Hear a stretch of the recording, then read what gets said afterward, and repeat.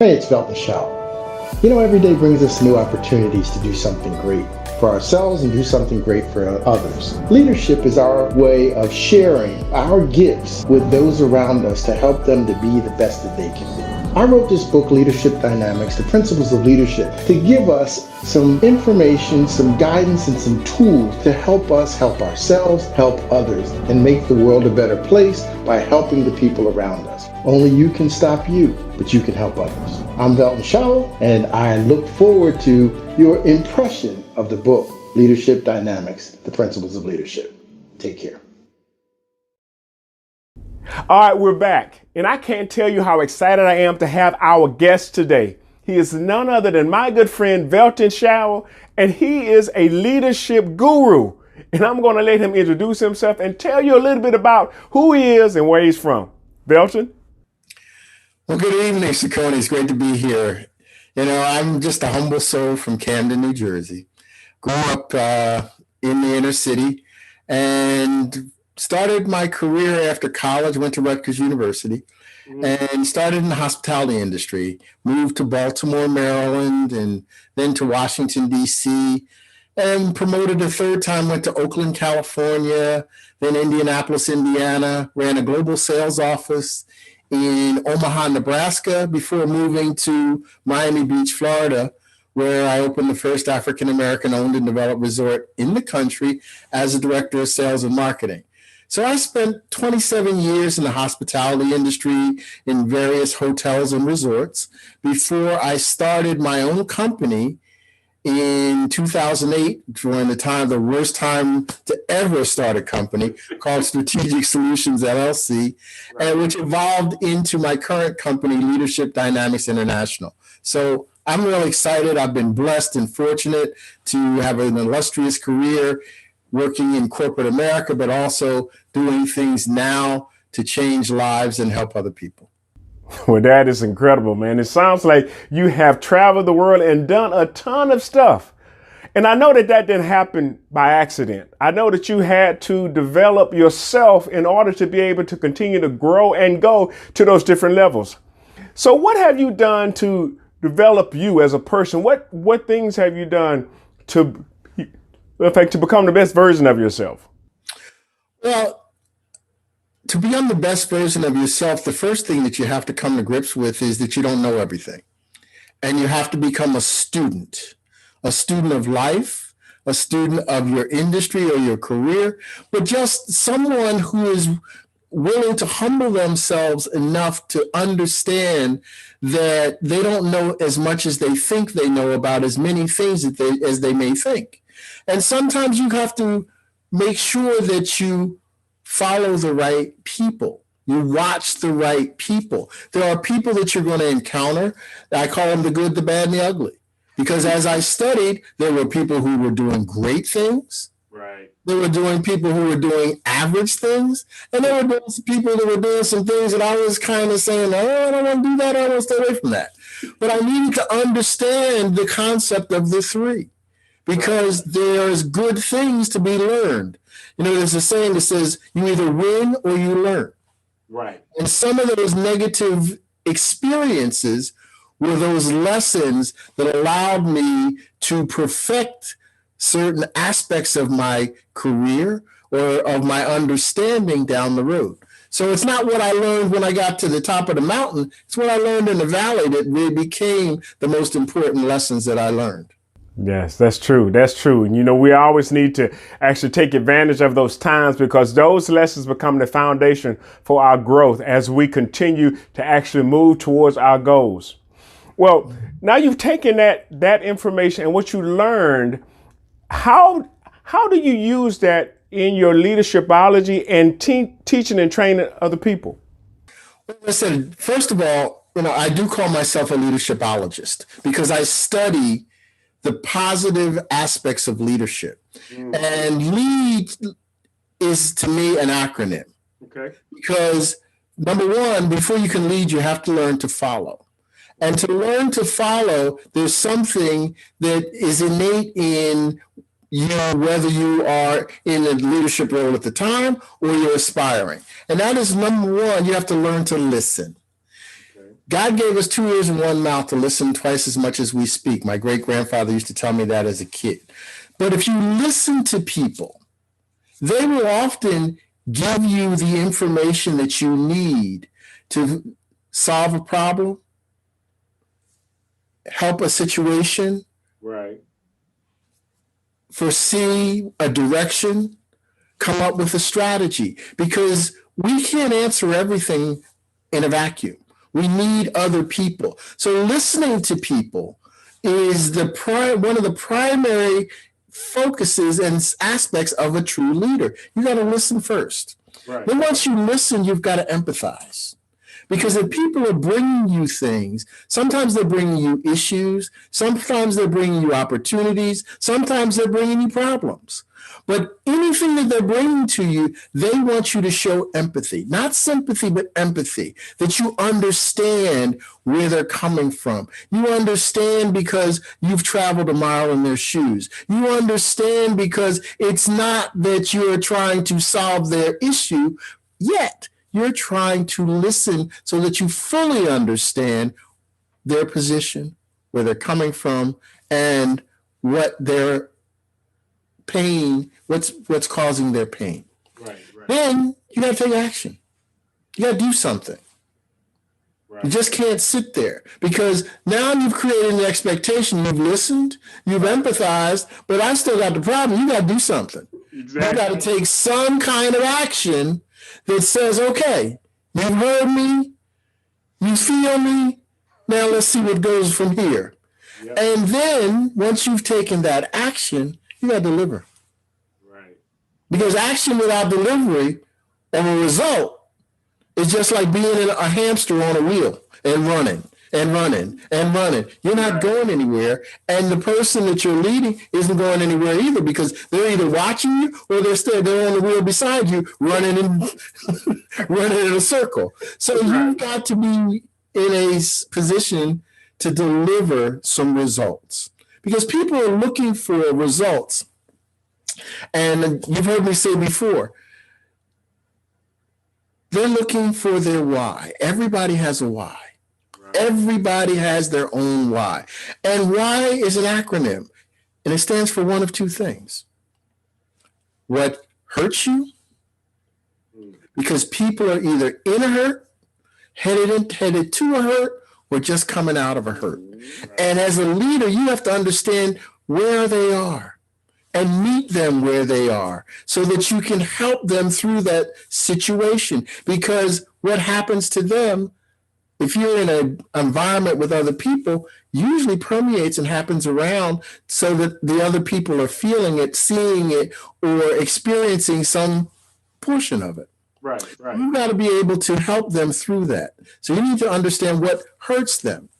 But on the second side of that, you got to understand what heals them, because people are looking for that healing. If they've been hurt, they're looking for what heals you. If you've been hurt, you're looking for what's going to heal you from that hurt. Take that hurt away. Minimize that hurt. Make me not think about that hurt anymore, but look to new horizons. So as a leader, you have to understand both what hurts you and what heals you. And once you've done that, then you've got a situation where you can work with people to inspire them to get motivated. Right. Exactly.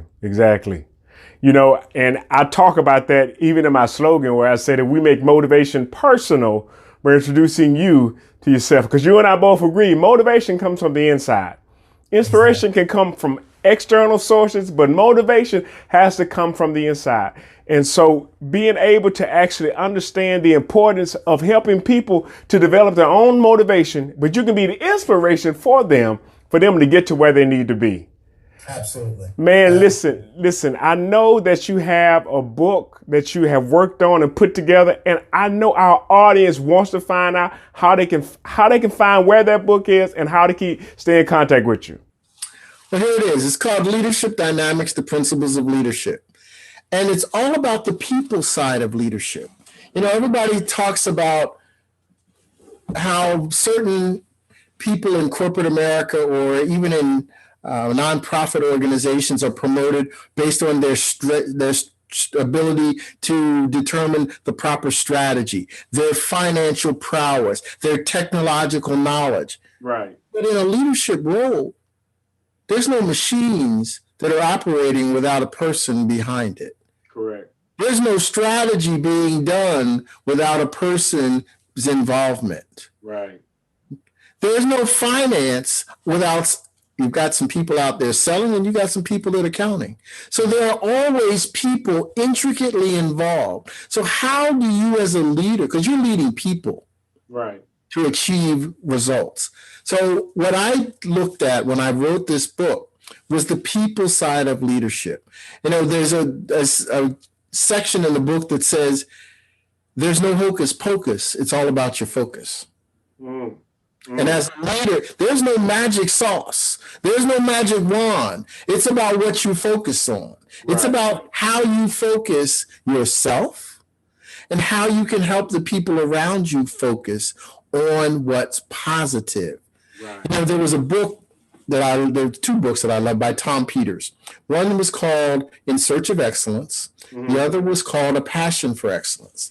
And in A Passion for Excellence, Tom talks about management by walking around trying to find people doing things over and above, over the top, excellent, that are cutting edge, and promoting that and rewarding that with positive accolades in public so that everybody can hear it. Everybody hears you saying that, Ciconne, wow, I am just so impressed with what you do and what you did today. That was absolutely phenomenal. And I want you to explain to other people in the unit how you did it and what you did. And we're going to basically celebrate with you.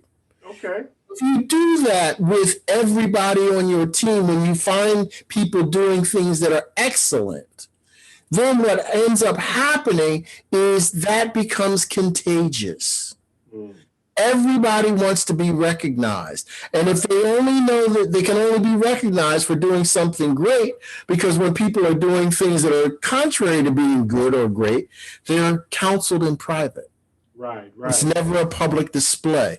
It's never seen by anybody.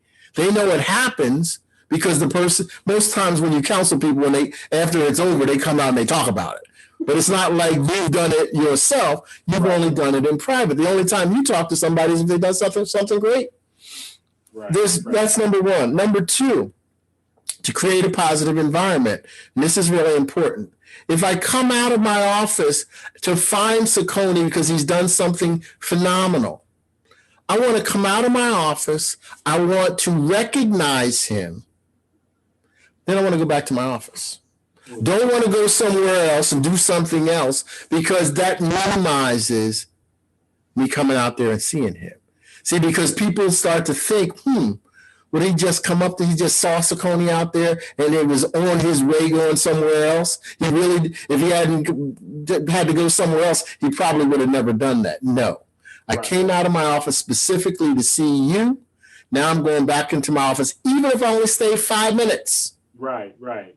I've created that sense that, he made a special trip out there to find that person and give them those accolades. So I'd say that one of the philosophies that I have is leaders are environmentalists. Charged with creating an environment for excellence. And when you utilize those types of policies, those types of philosophies, it creates it becomes, again, contagious, and it creates an environment of excellence. It creates an environment where there is, people say, think outside the box. There is no box. Okay. There's only a box if we create one, and we didn't create one, so there is no box. Sky's the limit. Do what you want to do. We've heard Les Brown say, shoot for the moon, and if you miss, you fall amongst the stars. Exactly. So that's what I was looking for when I wrote the book, Leadership Dynamics, The Principles of Leadership. Those principles, and there's 52 of them. One a week for a year, and you can change your whole mindset as it relates to leadership. Wow. Wow. Well, man, I know for a fact I'm going to be getting my copy sooner than later. But I want to thank everybody that has tuned in today, because I know you've gotten some nuggets from my good friend, Velton Showell. Now, Velton, I want you to do two things before we get out of here. One, I want you to tell people how they can get in contact with you, how they can follow you and purchase the book. And two, I also want you to give us your last thoughts. So tell people how they can get in contact with you. Well, there's a couple of ways you can get in touch with me. Can I give them a free gift? Sure. Yeah. If you text the word leadershipology to 954-329-0281, give me your full name and your email address, I'll send you a free gift. And the free gift is called Navigating the Seas of Transformation. It's one of the courses that I did, but it's a short version of it, just talking about transforming your thinking, because if you transform your thinking, you can transform your world. You can also get in touch with me by going to info@veltonshowell.com, sending me an email. And you can go to my website, which is Leadership Dynamics International. You can find me on Facebook at Leadership Dynamics International. You can also find me on LinkedIn at Velton Showell, Twitter at Velton Showell, and Instagram, same place. I'm easy to find. I'm always around. So, okay. So now, what's your last word? My last words. Oof. You know, one of my favorite poets was Maya Angelou, right. And she has a saying, and she said, "People may forget what you say, people may even forgive what you do, but they will never forget how you make them feel." So make it your business to make somebody feel good today about themselves, because if you make them feel good about themselves, they'll feel good about you too. Because remember, leaders are environmentalists charged with the responsibility of creating an environment of excellence. And that is so, so true. Well, ladies and gentlemen, you've heard it from none other than the leadershipologist himself, Velton Showell. Hey, listen, we're going to take a quick break, but we'll be right back. The wait is finally over for Ciconne's most anticipated book of the year, Leadership That Lasts, passing on 10 solid principles to ensure an enduring legacy.